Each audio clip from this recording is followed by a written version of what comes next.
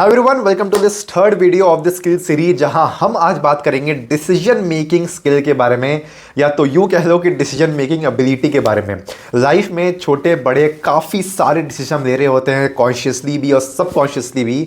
तो लेकिन कई बार ऐसे सिचुएशंस आते हैं, ऐसे सिनेरियोज आते हैं जहां हम बहुत ज़्यादा कंफ्यूज कर जाते हैं कि भाई अब क्या डिसाइड करें, क्या करना है मेरे को, क्या नहीं करना है, या दो चॉइसेस में कंफ्यूज हो जाते हैं। तो आज की वीडियो में हम बात करेंगे ऐसे 5 मेथड्स के बारे में जिसको यूज़ करके तुम किसी भी डिसीजन को लाइफ के बड़े छोटे ईजिली ले पाओगे, या थोड़ी सी उसमें सिंप्लिसिटी आ जाएगी।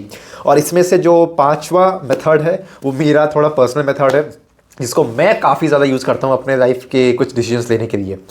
एक हार्वर्ड की स्टडी हुई थी जिससे ये आउटकम निकला था कि एक एवरेज इंसान दिन के 35,000 से भी ज़्यादा डिसीजंस लेता है, लेकिन इसमें से काफ़ी ऐसे डिसीजंस होते हैं जो तुम सबकॉन्शियसली ले रहे होते हो, कॉन्शियसली नहीं ले रहे होते हो।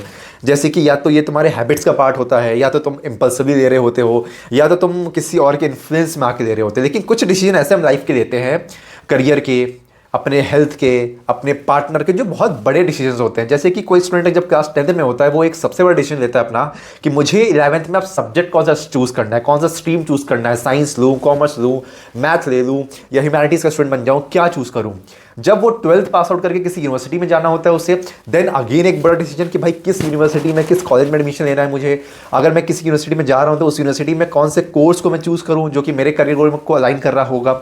जब वो 3 से 4 साल कॉलेज करके ग्रेजुएट हो जाता है, अब आने वाले लाइफ में मेरे को जॉब करना है लाइफ टाइम, या मेरे को कुछ एंटरप्रेन्योरशिप या जॉब गिवर बनना है, मेरे को आने वाले टाइम में खुद का फर्म स्टैब्लिश करनी, ये एक बहुत बड़ा डिसीजन होता है लाइफ का।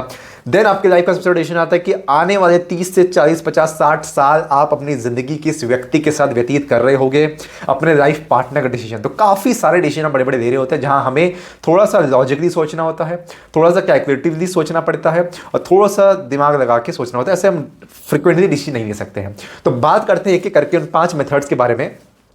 नंबर 1 मेथड कि सबसे पहला तरीका है किसी भी डिसीजन को लेने का, take a decision as soon as possible, don't delay too much. मतलब क्या हुआ इसका कि कई बार हम कुछ भी डिसाइड करने में इतना ज़्यादा टाइम लगा देते हैं कि उतने टाइम में वो अपॉर्चुनिटी हमारे हाथ से निकल जाती है। कि अगर फॉर एग्जांपल हमने डिसाइड किया कि मुझे इंटर्नशिप करनी चाहिए, अब सोच रहे हैं इंटर्नशिप करना है, चलो देखते हैं कर देंगे, या यार करूँ, कहाँ अप्लाई करूँगा, कैसे अप्लाई करूँगा, ये सोचते सोचते इतना ज़्यादा टाइम बिता देते हैं कि उतने देर में तो तुम इंटर्नशिप में अप्लाई करके क्रैक करके कर भी दिए होते। या यूँ लगो, या यूँ मानो कि तुमने डिसाइड किया कि चलो अब यूपीएससी की तैयारी शुरू करते हैं, कुछ कॉम्पिटेटिव एग्जाम की तैयारी शुरू करते हैं। ठीक है भाई, देखते हैं करूँ ना करूँ, किया जाना चाहिए नहीं किया जाना चाहिए, मेरे को सरकारी नौकरी चाहिए कि नहीं चाहिए, प्राइवेट ही ठीक है। इतना टाइम लगा देते डिसीजन में। मान लिया भाई कि तुम 1 महीना डिसीजन लेने में लगा दिए, 2 महीने लगा दिए, 6 महीना लगा दिए। अब अगर 2-2 साल तुम एक डिसीजन लेने में लगा दे रहे हो, तो यार बाकी के चीज़ें कैसे डिसाइड करोगे जब तुम एक चीज़ को डिसाइड करने में 6 महीना या 2 साल लगा दिए। तो ट्राई कि हम जितना जल्दी कितना फ्रिक्वेंटली डिसीजन को ले पाए, ताकि बाकी चीज़ों जो ज़्यादा बड़े डिसीजंस हैं उनमें हम थोड़ा सा टाइम लगा दें कि यार ठीक है, छोटे मोटे डिसीजन कि यार अब कपड़े क्या खरीदना है, ये कर दूँ वो कर दूँ, थोड़ा जल्दी डिसाइड कर लेते हैं, ठीक है, ताकि वो टाइम हम कहीं और यूटिलाइज कर सकें। ठीक है। सेकंड, कभी भी कोई भी डिसीजन हमें हैवी इमोशंस में आके नहीं लेना है कि आज बहुत ज़्यादा खुश हो गए, आज ये कर दूंगा वो कर दूंगा, ये करते हैं वो करते हैं, सब डिसीजन ले लिया, सब कुछ डिसाइड कर दिया। आज बहुत ज़्यादा गुस्से में, तो आज ये कर देते हैं वो कर देते हैं, बहुत ज़्यादा इमोशंस में आ गए। तो हमें कभी भी हैवी इमोशन में डिसीजन लेना अवॉइड करना है। पता चला तुमने हैवी इमोशन में कोई डिसाइड तो कर लिया, लेकिन बाद में जब जाके तुम्हारा मूड सेटल होता है तब पता चला कि यार गलत कर दिया, शायद नहीं लेना चाहिए था डिसीजन ऐसा। ठीक है। तो हैवी इमोशन में जब तुम बहुत ज़्यादा इमोशनल स्टेट में हो अपने, चाहे हैप्पीनेस में हो, चाहे सैड मूड में हो, चाहे किसी भी मूड में हो, तो थोड़ा अवॉइड करो कोई डिसीजन को लेने के लिए वहाँ पर। ठीक है। तीसरे मेथड में तुम्हें एक चीज़ ध्यान में रखनी है, कई बार हम डिसीजन लेते हैं, लेकिन जब वो डिसीजन हमसे एफर्ट मांगता है, we try to escape from that. कि डिसाइड तो कर लिया कि अब चलो इस कॉम्पिटेटिव एग्जाम की तैयारी करते हैं, या चलो अपना खुद का वेंचर स्टार्टअप शुरू करते हैं, लेकिन जब वो डिसीजन तुमसे एफर्ट मांग रहा है कि अब मेहनत करना पड़ेगा इस चीज़ के ऊपर, एग्जाम की तैयारी करनी, तो एग्जाम के लिए प्रिपरेशन में बैठना पड़ेगा, स्टार्टअप शुरू करना है तो उसके लिए अपना मैक्सिमम टाइम लगाना पड़ेगा, हम लेजीनेस की वजह से उसे अवॉइड करते हैं कि यार ठीक है चलो ये एग्जाम नहीं तो चलो ये देख लेंगे, या चलो सेमेस्टर एग्जाम्स के बाद शुरू करते हैं, या चलो कॉलेज खत्म हो जाएगा तो इसके बाद शुरू करेंगे। We try to escape with some excuses. तो सिंपल से एक बात समझना कि अगर टॉप 1% तक पहुंचना है तो तुम्हें एफर्ट लगाना पड़ेगा। डिसीजन लेके कि डिसाइड कर लिया कि हाँ यार ये फोड़ेंगे वो फोड़ेंगे, या ये कॉम्पिटिटिव एग्जाम तैयारी कर लेंगे, यूपीएससी निकाल देंगे, स्टार्टअप खुद का खोल देंगे, लेकिन एफर्ट नहीं कर रहे हो तो वो डिसीजन तुम्हारे किसी भी लायक नहीं है।